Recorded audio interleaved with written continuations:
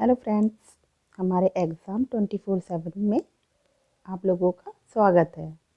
आज हम लोग आप लोगों के लिए कुछ जीएस के सवाल लेकर आए हैं। तो आज का अपना हम पहला सवाल देखते हैं।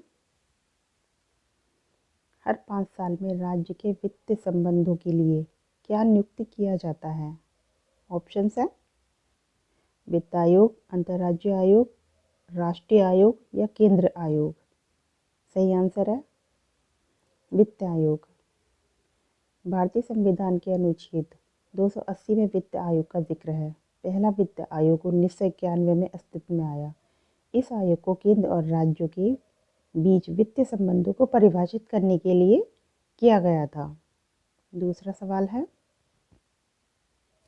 प्रथम पंचवर्षीय योजना कब प्रारंभ हुई?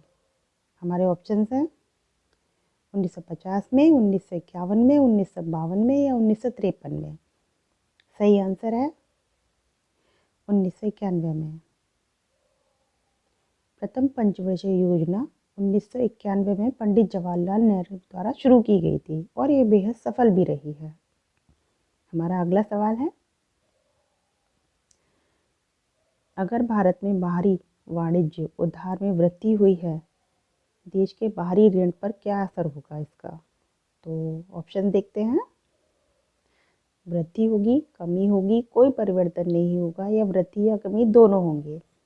हमारा सही ऑप्शन है वृद्धि हुई। भारत में वाणिज्य गतिविधियों के वित्तीय पोषण के लिए विदेश स्रोत से उधार लिया गया कोई भी धन बाहरी वाणिज्य उधार ECB कहा जाता है। अगर भारत में बाहरी वाणिज्य उधार में वृद्धि होगी तो देश के बाहरी ऋण में भी वृद्धि होगी। हमारा आज का अगला सवाल है, निम्नलिखित में से कौन सा विभाग आयोग सरकार से वस्तुओं के MSP की सिफारिश करती है? हमारे ऑप्शंस हैं कृषि मंत्रालय, कृषि लागत और मूल्यों के लिए आयोग, श्रम और रोजगार मंत्रालय, इनमें से कोई नहीं। हमारा आज का सही आंसर है कृषि लागत और मूल्यों के लिए आयोग। हमारा आज का अगला सवाल है, जिन वस्तुओं की मांग उनकी कीमत पर निर्भर करती है वे वस्तुएं कहलाती हैं। हमारे ऑप्शंस हैं विभिन्न वस्तुएं, आवश्यक वस्तुएं, ज़ैफ़िन वस्तुएं या पूंजीवादी वस्तुएं। इसका सही आंसर है विभिन्न वस्तुएं। जिन वस्तुओं की मांग उनकी कीमतों पर निर्भर करती है वे वस्तुएं विभिन्न वस्तुएं कहलाती हैं। इनका नामकरण अर्थशास्त्री थॉर्स्टेन वेबडेन के नाम पर किया गया था। अगला सवाल है, उदारीकृत औद्योगिक नीति भारत में पहली बार कब शुरू हुई है? इसके ऑप्शंस हैं 1888, 1991, 1947 या 1925। इसका सही आंसर है 1991। उदारीकृत औद्योगिक नीति की शुरुआत भारत में 1991 में PV नरसिम्हा राव द्वारा की गई थी। आज का अगला सवाल है, 1969 में भारतीय बैंकों का राष्ट्रीयकरण किसके द्वारा किया गया? संसद में विधेयक पारित करा के, राष्ट्रपति के अध्यादेश द्वारा, संविधान में संशोधन द्वारा या सरकार की अधिसूचना द्वारा? इसका सही आंसर है राष्ट्रपति के अध्यादेश द्वारा। 1969 में राष्ट्रपति के अध्यादेश द्वारा भारत में बैंकों का राष्ट्रीयकरण किया गया था।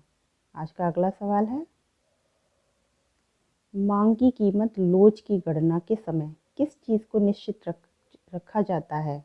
इसके ऑप्शंस हैं मूल्य को, मांग, उपभोक्ता की आय या ये सभी। सही आंसर है उपभोक्ता की आय। कीमतों के परिणाम स्वरूप वस्तुओं की मांग में परिवर्तन मांग की कीमत लोच कहलाती है। आज का अगला सवाल है, निम्नलिखित में से उत्पादन का गतिशील घटक क्या है? इसके ऑप्शंस हैं मजदूर, संगठन, पूंजी या इनमें से कोई नहीं। सही आंसर है मजदूर। हमारा आज का अगला सवाल है, भारत में संगठित मनी मार्केट का सबसे सक्रिय साधन निम्नलिखित में से कौन सा है? ऑप्शंस है call money market, treasury bill, CP और सीडी, वाणिज्य कागजात और जमा प्रमाण पत्र। उपयुक्त में से कोई नहीं। सही आंसर है कॉल मनी मार्केट। अगला सवाल है, निम्नलिखित में मानव विकास सूचकांक में क्या शामिल नहीं है? ऑप्शंस हैं जीवन प्रत्याशा, शिक्षा, प्रति व्यक्ति आय या सामाजिक असमानता। सही आंसर है सामाजिक असमानता। मानव विकास सूचकांक जीवन प्रत्याशा, प्रति व्यक्ति आय, शिक्षा पर आधारित एक आंकड़ा है। हमारा आज का अगला सवाल है, निम्नलिखित में से कौन सी नीति 1992 में आधुनिकीकरण, प्रौद्योगिक उन्नयन और औद्योगिक पुनर्गठन के परिणाम स्वरूप उत्पन्न कर्मचारियों के पुनः प्रशिक्षण और पुनर्वितरण के खर्च को कवर करने के लिए सहायता के रूप में स्थापित की गई थी?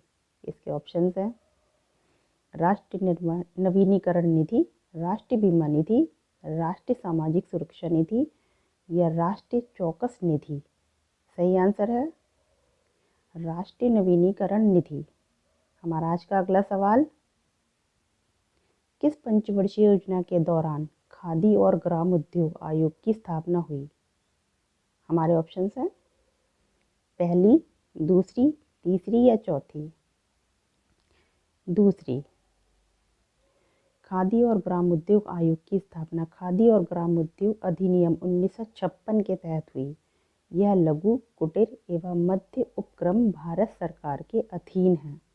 इसका उद्देश्य ग्रामीण इलाकों में उद्योग तथा खादी के विकास को प्रोत्साहन देने से है। हमारा आज का अगला सवाल है,